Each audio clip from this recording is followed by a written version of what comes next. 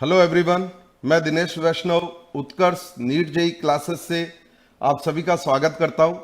और आज हमारे साथ है आईआईटी दिल्ली से ग्रेजुएट दिव्यम गुप्ता। तो दिव्यम गुप्ता के साथ कुछ बातचीत करने वाले हैं हम। IIT JEE Main and advance कैसे उन्होंने क्रैक किया, आईआईटी दिल्ली में उनकी कॉलेज लाइफ कैसे थी, कैसे उन्होंने ब्रांच अपग्रेड करके एक एमएनसी में अच्छा प्लेसमेंट लिया। तो सबसे पहले दिव्यम, आप अपने बारे में कुछ बताएं बच्चों को। जी। तो मैं आईआईटी दिल्ली बीटेक ग्रेजुएट हूँ from maths and computing. And अभी करंटली गुड़गांव में क्वाड सिक्योरिटीज़ है एक एचएफटी, उस पर प्लेस्ड हूँ। एंड करंटली गुड़गांव में पोस्टेड हूँ। गुड।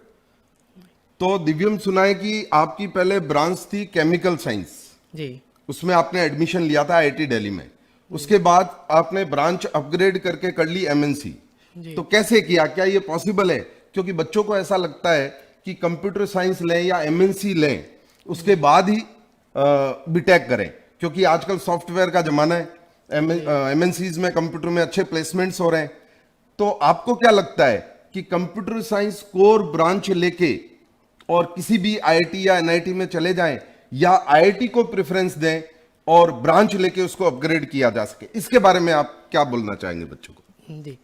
तो मेरा तो पर्सनल ओपिनियन ये रहता है कि जो अपनी पुरानी आईआईटीज़ है दिल्ली, बॉम्बे, गुवाहाटी वगैरह, उनको प्रेफरेंस दे के और मतलब जो 7 पुरानी जो आईआईटीज सात हैं पुरानी उनको IITs पहले प्रेफरेंस जानी चाहिए। जी, क्योंकि मतलब काफ़ी ऐसे फ़र्क है नई आईआईटीज़ और पुरानी आईआईटीज़ में कि काफ़ी ज़्यादा अपॉर्चुनिटीज़ का, काफ़ी ज़्यादा एक्सपोजर्स का, और हर तरीके से मतलब काफ़ी आपको एक्सपोजर मिल जाता है पुरानी आईआईटीज़ में। हर तरीके के मतलब बढ़िया आपको उनके एलुमिनाई भी ज्यादा होते हैं उनके एमएनसीज में, तो प्लेसमेंट भी नो प्लेसमेंट डाउट पे अच्छे होते होंगे। बिल्कुल। बिल्कुल आपका फ्रेंड सर्कल भी फिर काफ़ी अच्छा बन जाता है, क्योंकि अब उस टाइप के बढ़िया एक्सपोजर वाइज अच्छे लोग आते हैं और अच्छे फ्रेंड सर्कल वगैरह फिर बढ़िया मिल जाता है, इंटरेक्शन वगैरह लोगों से अच्छा होता है।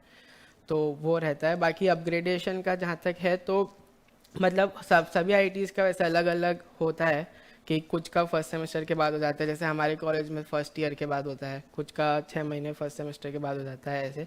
तो डिफ़िकल्टी वाइज तो मतलब रहता है थोड़ा डिफ़िकल्ट, क्योंकि आपको फिर जैसे आपने जेई में जैसे 2 साल आप मेहनत करते हो तो बिल्कुल उस पार नहीं, बट अगर आप उसका 70-75% तक भी मेहनत कर पाते हो फर्स्ट ईयर में, तो ब्रांच चेंज वगैरह का काफ़ी बढ़िया स्कोप रहता है किसी भी आईआईटी में आप जाते हैं तो। हाँ, मतलब आप कर सकते हो, बट कहीं ना हाँ, कहीं एक रिस्क तो रिस्क तो है ही है। रहती वही है। थोड़ा लक का भी हो जाता है कि कोई प्रोफेसर आपको उस टाइम पे अच्छे नहीं मिले, या वो सब थोड़ा रहता है, इसके बट बारे में दिव्यम आपका क्या कहना है कि बच्चे जो है पुरानी आईआईटीज में अगर उनको थोड़ी सी नीचे की ब्रांच मिले, लाइक मेटलर्जी हो गया, केमिकल साइंस हो गया, बायोटेक हो गया, और उसके साथ बच्चे बीटेक में ही कोडिंग सीख ले और सॉफ्टवेयर कंपनीज में उनका वो प्लेसमेंट लेने की सोचें, तो इसके बारे में भी बच्चों को बताएं। जी वो भी एक ऑप्शन रहता है। मतलब जैसे आपके पास ऐसा कुछ रेस्ट्रिक्शन तो रहता नहीं है कि आप बायोटेक के हैं तो आप ये कोर्स नहीं कर सकते, क्योंकि आपको ओपन कोर्सेज वगैरह करने ही रहते हैं दूसरे डिपार्टमेंट के। तो अगर आपको कोडिंग वगैरह में इंटरेस्ट है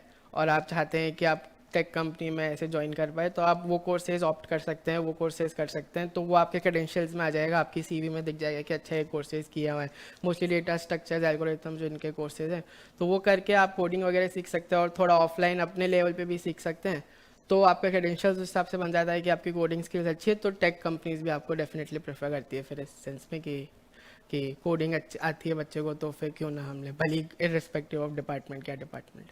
बिल्कुल। तो दिव्यम का कहना है कि आप अच्छी आईआईटीज में ज्वाइन करें, और आप अगर नीचे की ब्रांच भी मिल रही है तो पहले तो आप ट्राई करें कि ब्रांच को वहां पर अच्छे सीजीपीआई लाकर अपग्रेड करा दें, या आप साथ साथ कोडिंग सीख कर भी सॉफ्टवेयर कंपनीज में, अच्छी सॉफ्टवेयर कंपनीज में प्लेसमेंट ले सकते हैं। तो मेरे को लगता है कि ये चीज बहुत ज्यादा हेल्पफुल होने वाली है उन स्टूडेंट्स के लिए जो इस बार जेई में अपीयर होने वाले हैं, जो आईआईटी जेई मेन और एडवांस एस्पिरेंट्स है। तो काउंसलिंग के टाइम ये चीज आपको बहुत हेल्पफुल रहेगी। तो दिव्यम, आपसे जानते हैं कि आईआईटी जेई की जब आपने प्रिपरेशन की, जैसे अभी आईआईटी जेई मेन और एडवांस की जो डेट्स है वो अनाउंस हो चुकी है, तो आईआईटी जेई एस्पिरेंट्स के लिए, जैसे जेई मेन के लिए अभी 1 से 1.25 महीना करीब बचा है, तो उस दौरान बच्चे किन किन चीजों का ध्यान रखें, कैसे सेल्फ स्टडी करें, कैसे टेस्ट दें, उसके बारे में आप क्या कहना चाहेंगे, या आपने इस टाइम को कैसे यूटिलाइज किया था? जी, तो ये वाला टाइम जैसे कि पता है थोड़ा काफ़ी क्रूशियल रहता है क्योंकि काफ़ी कम टाइम है और आपको ज़्यादा से ज़्यादा रिवाइज करना है। तो एक चीज़ जो मैं करता था, जो हमारे डीआईवी सर ने ही मेरे को मतलब हम सबको ऐसे करने को बोला था, वो मेन चीज़ ये थी कि जो आपके प्रीवियस जो आपके पेपर्स हैं जो आपने दिए हैं 2 साल में, उसमें जो गलतियाँ हुई है आप उनको एक बार वापस देख सकते हैं कि आप जैसे आंसर की से जब मैच करते हैं अपने पेपर्स तो आप मार्क करती हैं कि ये सही है गलत है वगैरह। तो जो गलत हुए हैं या जो उस टाइम नहीं हो पाए क्वेश्चंस, उनको आप एक बार वापस रिवाइज कर सकते हैं। तो उससे आपको काफ़ी रिवाइज हो जाएगा कि आपने ये क्वेश्चन उस टाइम नहीं हो पाया था तो अब हो पा रहा है कि नहीं, और तो उससे आपके कॉन्सेप्ट भी रिवाइज हो जाएंगे। और मेन तो वो जो था वो मैंने किया था तो उससे मेरे को काफ़ी फ़ायदा हुआ था, जो प्रीवियस आपने पेपर दिए उनको लेके। बाकी शॉर्ट नोट्स वगैरह आपने बनाए हो उनको आप एक बार गो थ्रू कर सकते हैं उस टाइम पे। बिल्कुल, शॉर्ट नोट्स गो थ्रू कर सकते हैं आप लोग, प्रीवियस ईयर्स के पेपर आप लोग देख सकते हैं। दिव्यम का कहना है कि प्रीवियस ईयर्स के पेपर में आप जो जो गलतियां करते हैं, आप जहां जहां गलतियां करते हैं उन गलतियों से सीखकर कौन से कॉन्सेप्ट्स आपके वीक है, कौन से फॉर्मूले अभी तक आपको याद नहीं हुए हैं, वो जो आपके नेगेटिव पॉइंट्स है या वीक पॉइंट्स है, डार्क एरियाज है, उन पर काम करके आप अच्छी रिवीजन स्ट्रेटेजी बनाकर जेई मेन और जेई एडवांस में अच्छी रैंक ला सकते हैं। दिव्यम, जैसे तुम लोगों का बैच था तो तुम्हारा एक ग्रुप था, सिद्धार्थ डांगवाल, अनिकेत, दिव्यम गुप्ता, इन तीनों का एक ग्रुप था। तो मैं देखता था कि आप ग्रुप में स्टडी करते थे, आप एक दूसरे से प्रॉब्लम्स डिस्कस करते थे, उसके बाद जब आपका डाउट रह जाता था तो आप फैकल्टी से डिस्कस करते थे। तो उस ग्रुप स्टडी का कितना फायदा हुआ आपको, और क्या कहना चाहेंगे आप जेई एस्पिरेंट्स को, क्या उनको ग्रुप स्टडी करनी चाहिए? जी, तो ग्रुप स्टडी से मेरे को तो पर्सनली काफ़ी फ़ायदा हुआ था क्योंकि वो अलग थोड़ा डिस्कशन वगैरह हो जाता है एंड थोड़ा मतलब उस सेंस में थोड़ा टाइम भी बच जाता है कि जैसे मान लो आपसे कोई डीपीपी सॉल्व करते हुए कोई क्वेश्चन नहीं हो पाया और किसी और से हो गया, जैसे सिद्धार्थ से हो गया, तो वो आपको बता देगा, है ना। तो उससे फिर मतलब हो सकता है आप छोटी सी चीज़ में अटके हो तो वो आप फिर फटाफट कर पाओ, तो उससे ये फायदा होगा कि आपके कलेक्टिव डाउट्स हाँ, कम हो मतलब जाएंगे। उस समय आपको क्लिक नहीं कर रहा है, हाँ। पर दूसरे बच्चे को वो चीज क्लिक कर रही है, तो ग्रुप स्टडी से आपका जो डाउट है वो उसी समय उसी क्लियर टाइम हो जाएगा। रिजॉल्व हो जाएगा। बिल्कुल। फिर हो सकता है कि आप छोटी सी जगह ही अटके हो तो बाद में जाके और फिर वो लंबा डाउट हो जाए, या फिर आप भूल गए कि मैंने इतना तो सॉल्व कर लिया था, उसके आगे फिर कितना सॉल्व कर लिया था कितना नहीं कर पाया। और ग्रुप स्टडी में जैसे आप लोग डिस्कस करते थे, तो मेरे को लगता है जो डिस्कशन से निकल के चीज आती थी वो आपकी लॉन्ग टर्म मेमोरी में चली जाती थी, आपको लंबे समय तक याद रहती थी। तो वो चीज उस पर अगर एग्जाम में क्वेश्चन आएगा या उससे रिलेटेड जो क्वेश्चन आएगा वो फिर आप लोग रॉन्ग नहीं करेंगे। तो ये ग्रुप स्टडी का आपका कहना है कि बड़ा फायदा है। जी, सही बात है एकदम। अभी दिव्यम, उत्कर्ष में हम लोग, उत्कर्ष नीट जेई में हम लोग एक फैसिलिटी बच्चों को बहुत बड़ी दे रहे हैं। वो फैसिलिटी ये दे रहे हैं कि फॉर एग्जांपल उनके जो रेस्पेक्टिव फैकल्टी है किसी भी सब्जेक्ट के, वो क्लास में पढ़ा रहे हैं और वही लेक्चर, सेम लेक्चर जिसमें वो स्टूडेंट क्लास में बैठा है, वही लेक्चर उसका ऐप में रिकॉर्डेड फॉर्म में रहेगा और वो ईयर लॉन्ग उस वीडियो को कितनी भी बार देख सकता है।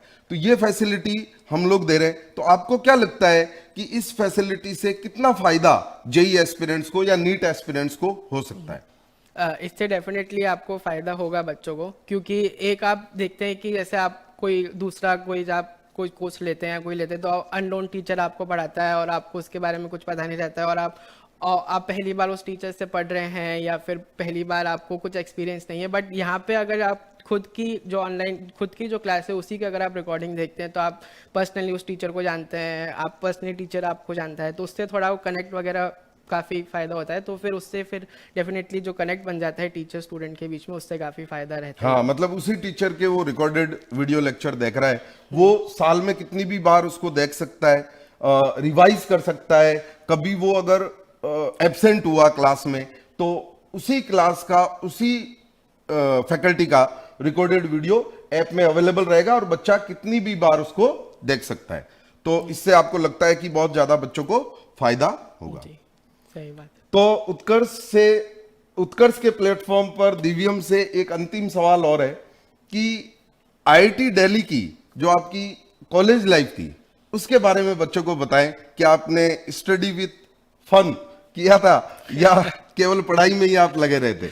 नहीं जी बिल्कुल, मतलब फर्स्ट ईयर में ठीक है थोड़ा स्टडी फोकस था क्योंकि ब्रांच अपग्रेडेशन का था, बट सेकेंड ईयर ऑनवर्ड्स तो काफ़ी फन भी किया था। जैसे यहाँ पे काफ़ी कॉलेज में काफ़ी क्लब्स रहते हैं, एरो मॉडलिंग क्लब हुआ, रोबोटिक्स क्लब हुआ, हर तरीके के क्लब हुए, उसमें आप जा सकते हैं। या फिर हर तरीके के स्पोर्ट्स, आप जैसे मैं स्विमिंग इंटर आई टी हूँ, तो आप इंटर आई टी में जिस जिस स्पोर्ट में आपका इंटरेस्ट है उस स्पोर्ट में आप आगे जाके एक्सेल करके इंटर आई टी जा सकते हैं। तो वो इंटर आई टी इवेंट्स वगैरह काफ़ी फन रहते हैं। मतलब अगर आपको किन्हीं बच्चों को ऐसा लगता है कि मैं स्पोर्ट्स में अच्छा कर सकता हूं, तो जो एक्सपोजर आपको आईआईटी में मिल रहा है वो एक्सपोजर शायद कहीं नहीं मिले। मतलब अगर आपको स्पोर्ट्स में भी करियर बनाना है तो आईआईटी उसके लिए भी एक अच्छा ऑप्शन है, क्योंकि वहां जो एक्सपोजर मिलेगा, जहां आप जाके जिस प्लेटफॉर्म पे आप परफॉर्म कर सकते हो, वो बेस्ट प्लेटफॉर्म्स रहते हैं।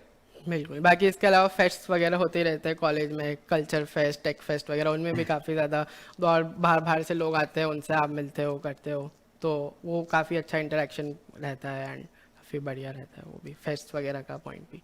तो कॉलेज लाइफ कुल मिला के काफ़ी फन है, ऐसा कुछ दिक्कत नहीं है कि पढ़ते ही रहो या ऐसा कुछ हाँ, काफ़ी बच्चों फन को ऐसा रहता है। लगता है कि कॉलेज जाकर, आईआईटी जाकर तो पता नहीं कितना पढ़ना ही पढ़ना पड़ता होगा, मतलब, और एक ऐसी लाइफ हो जाएगी जिसमें अभी भी हम लोग पढ़ रहे हैं 2 साल से, आगे बीटेक में भी पढ़ना ही रहेगा। ऐसा बिल्कुल नहीं है, आप पढ़ाई के साथ कॉलेज लाइफ भी वहाँ एंजॉय कर सकते हैं। बिल्कुल बिल्कुल। थैंक यू दिव्यम, हम सभी को ज्वाइन करने के लिए, एंड बेस्ट ऑफ लक सभी JEE Main and advance aspirants को मेरी और दिव्यम की तरफ से बेस्ट ऑफ लक।